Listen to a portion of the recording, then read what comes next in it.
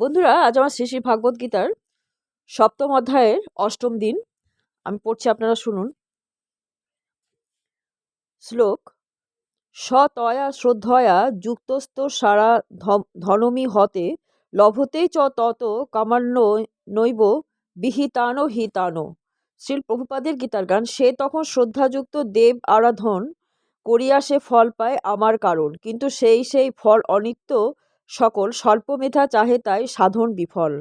অনুবাদ: সেই ভক্ত শ্রদ্ধাযুক্ত হয়ে সেই দেবতার আরাধনা করেন এবং সেই দেবতার কাছ থেকে আমারই দ্বারা বিহিত কাম্য বস্তু লাভ করেন। তাৎপর্য: ভগবানের অনুমতি ছাড়া দেবদেবীরা তাদের ভক্তদের কোনো রকম বরদান করে পুরস্কৃত করতে পারেন না।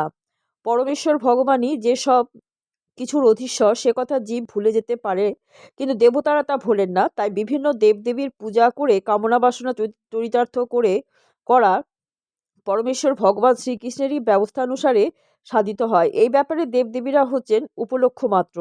অল্পবুদ্ধি সম্পন্ন মানুষেরা সে কথা জানে না, তাই তারা বিভিন্ন দেবদেবীর শরণাপন্ন হয়। কিন্তু শুদ্ধ ভগবত ভক্তের যখন কোনো কিছুর প্রয়োজন হয়, তখন তিনি কেবল পরমেশ্বর ভগবানের কাছে সেজন্য প্রার্থনা করেন। ভগবানের শুদ্ধ ভক্ত অবশ্য কখনোই দেবদেবীর কাছে জাগতিক সুখ সম্পদের আকাঙ্ক্ষা করেন না, কিন্তু জীব মাত্রেই দেবতাদের শরণাপন্ন হয়, কারণ তারা কামনা চরিতার্থ করার জন্য মত্ত হয়ে থাকে। এটা তখনই হয় যখন সে কোনো ভ্রান্ত অনর্থ কামনা করে, যার পূর্তি ভগবান নিজে করেন না। শ্রী চৈতন্য চরিতামৃত গ্রন্থে বলা হয়েছে যে, যদি কেউ ভগবানের আরাধনা করে সেই সঙ্গে জড় সুখ কামনা করে, তবে তা পরস্পর বিরোধী এবং অসঙ্গত। পরমেশ্বরের ভক্তি সেবা আর দেবদেবীদের উপাসনা একই পর্যায়ে হতে পারে না, কারণ দেব উপাসনা হলো জড়জাগতিক প্রাকৃত আর ভগবত ভক্তি হলো সম্পূর্ণরূপে অপ্রাকৃত। যে জীব তার যথার্থ আলয় ভগবত ধামে ফিরে যেতে চায়, তার কাছে জাগতিক কামনা বাসনাগুলো হচ্ছে এক একটি প্রতিবন্ধক। তাই শুদ্ধ ভক্তকে ভগবান জাগতিক সুখ স্বাচ্ছন্দ্য ভোগ ঐশ্বর্য দান করেন না। অল্প বুদ্ধিসম্পন্ন মানুষেরা আবার সেগুলি লাভ করবার জন্য দেবের উপাসনায় তৎপর হয়। শ্লোক: অন্তবত্তু ফলং তেষাং তদ ভবত্তল্প মেধাসাম দেবানো দেব যজ ইয়ান্তি মদ্ভক্তা ইয়ান্তি মামপি। শ্রীল প্রভুপাদের গীতার গান। তারা দেবলোকে যায় অনিত্য সে ধাম, মোর ভক্ত মোর ধামে নিত্য পূর্ণ কাম। স্বল্পবুদ্ধি যার হয় সে বলে নিরাকার, জানে না তাহারা চিৎ বিগ্রহ আমার। অনুবাদ: অল্পবুদ্ধি ব্যক্তিদের আরাধনা লব্ধ সেই ফল অস্থায়ী। দেবতাদের উপাসকেরা তাদের আরাধ্য দেবতাদের লোক প্রাপ্ত হন, কিন্তু আমার ভক্তরা আমার পরম ধাম প্রাপ্ত হন। তাৎপর্য: ভগবদ গীতার কোনো ভাষ্যকার বলেন যে, কোনো কোনো দেবদেবীর উপাসনা যে করে সেও ভগবানের কাছে যেতে পারে, কিন্তু এখানে স্পষ্টভাবে বলা হচ্ছে যে দেব উপাসকেরা সেই সমস্ত গ্রহলোকে যায় যেখানে তাদের উপাসিত দেবদেবীরা অধিষ্ঠিত। যেমন সূর্য উপাসকেরা সূর্যলোকে যায়, চন্দ্রের উপাসকেরা চন্দ্রলোকে যায়, তেমনি কেউ যদি ইন্দ্রের উপাসনা করে তাহলে সে ইন্দ্রলোকে যেতে পারে। এমন নয় যে কোনো একটা দেবদেবীর পুজো করলেই পরম পুরুষোত্তম ভগবানের কাছে পৌঁছানো যায়। এখানে সে কথা অস্বীকার করা হয়েছে। ভগবান এখানে স্পষ্টভাবে বলেছেন যে বিভিন্ন দেবদেবীর উপাসকেরা এই জড়জগতের ভিন্ন ভিন্ন গ্রহলোক প্রাপ্ত হয়, কিন্তু পরমেশ্বর ভগবানের ভক্ত সরাসরিভাবে পরম পুরুষোত্তম ভগবানের ধামে গমন করেন। এখানে কেউ প্রশ্ন করতে পারে যে বিভিন্ন দেবদেবীরা যদি ভগবানের অঙ্গপ্রত্যঙ্গ হন, তাহলে তাদের পূজা করার মাধ্যমেও একই উদ্দেশ্য সাধিত হওয়া উচিত।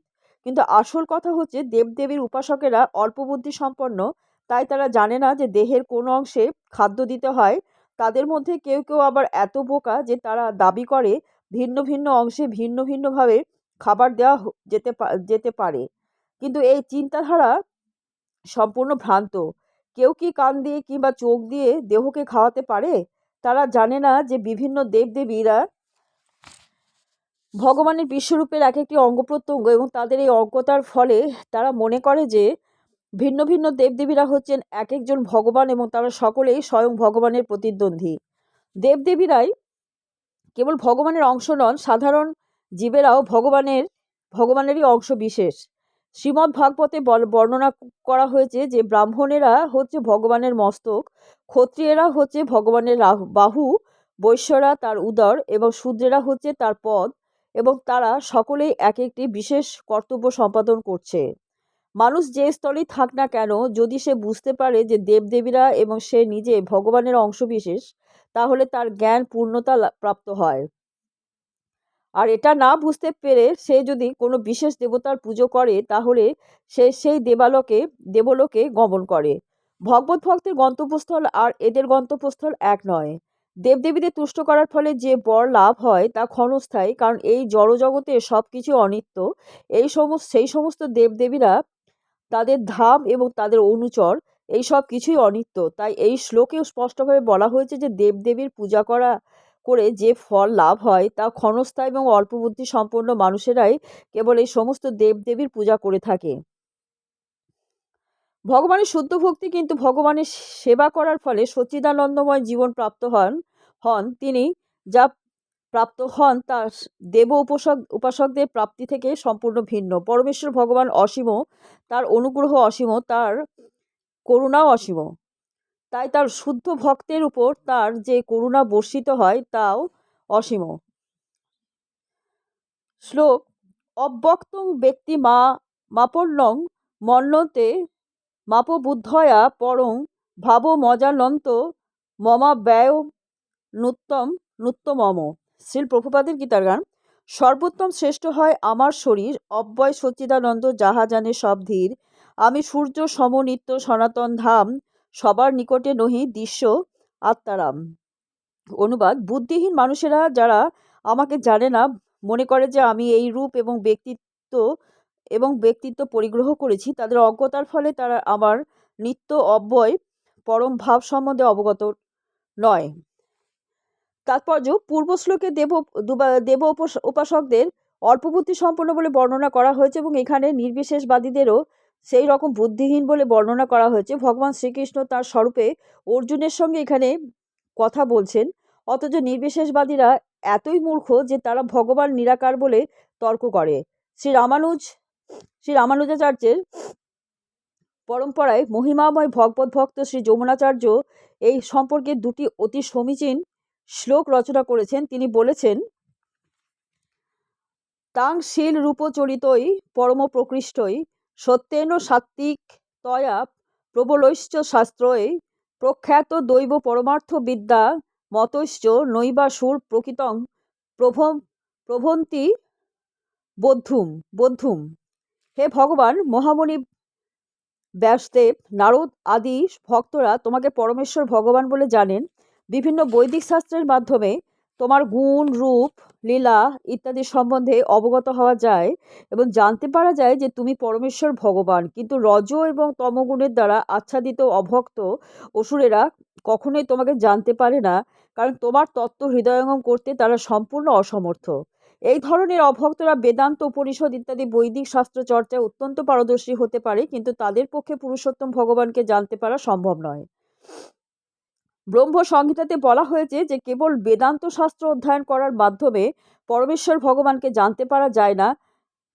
ভগবানের কৃপার ফলে কেবল তার পরম পুরুষোত্তম সম্বন্ধে অবগত হওয়া যায়। তাই এই শ্লোকে স্পষ্টভাবে বলা হয়েছে যে দেবদেবীর উপাসকেরাই কেবল অল্পবুদ্ধি সম্পন্ন নয়, যে সমস্ত অভক্ত বেদান্ত এবং বৈদিক শাস্ত্র সম্বন্ধে তাদের কল্পনাপ্রসূত মতবাদ পোষণ করে এবং যাদের অন্তরে কৃষ্ণ ভাবনামৃতের লেশমাত্র নেই, তারাও হচ্ছে মূঢ় এবং তাদের পক্ষে ভগবানের সবিশেষ রূপ অবগত হওয়া অসম্ভব। যারা মনে করে যে পরমেশ্বর ভগবান নিরাকার, তাদের বলা হয় বুদ্ধিহীন, অর্থাৎ এরা পরম তত্ত্বের পরম রূপকে জানে না। শ্রীমদ্ ভগবতে বলা হয়েছে যে অদ্বয় জ্ঞানের সূচনা হয় নির্বিশেষ ব্রহ্ম থেকে, তারপর তা পরমাত্মার স্তরে উন্নীত হয়। কিন্তু পরম তত্ত্বজ্ঞানের শেষ কথা হচ্ছে যে পরম পুরুষোত্তম ভগবান। আধুনিক যুগের নির্বিশেষবাদীরা বিশেষভাবে মূর্খ, কারণ তারা তাদের পূর্বতন মহান আচার্য শঙ্করাচার্যের শিক্ষা অনুসরণ করে না, যিনি বিশেষভাবে নির্দেশ দিয়ে গেছেন যে শ্রীকৃষ্ণই হচ্ছেন পরম পুরুষোত্তম ভগবান। নির্বিশেষবাদীরা তাই পরম তত্ত্ব সম্পর্কে সম্পূর্ণভাবে অজ্ঞ হয়ে মনে করে যে শ্রীকৃষ্ণ ছিলেন দেবকী এবং বসুদেবের সন্তান মাত্র, অথবা একজন রাজকুমার অথবা আরেকজন অত্যন্ত শক্তিশালী জীব মাত্র। ভগবদ্গীতায় ভগবান এই ভ্রান্ত ধারণার নিন্দা করে বলেছেন, অবজানন্তে মাং মূঢ়া মানুষিং তনুমাশ্রিতম। অত্যন্ত মূঢ় লোকগুলি কেবল আমাকে একজন সাধারণ মানুষ বলে মনে করে আমাকে অবজ্ঞা করে। অত্যন্ত মূঢ় লোকগুলি কেবল আমাকে একজন সাধারণ মানুষ বলে মনে করে আমাকে অবজ্ঞা করে। বন্ধুরা, আজকে এই পর্যন্ত। কালকে আপনাদের আবার পড়ে শোনাবো।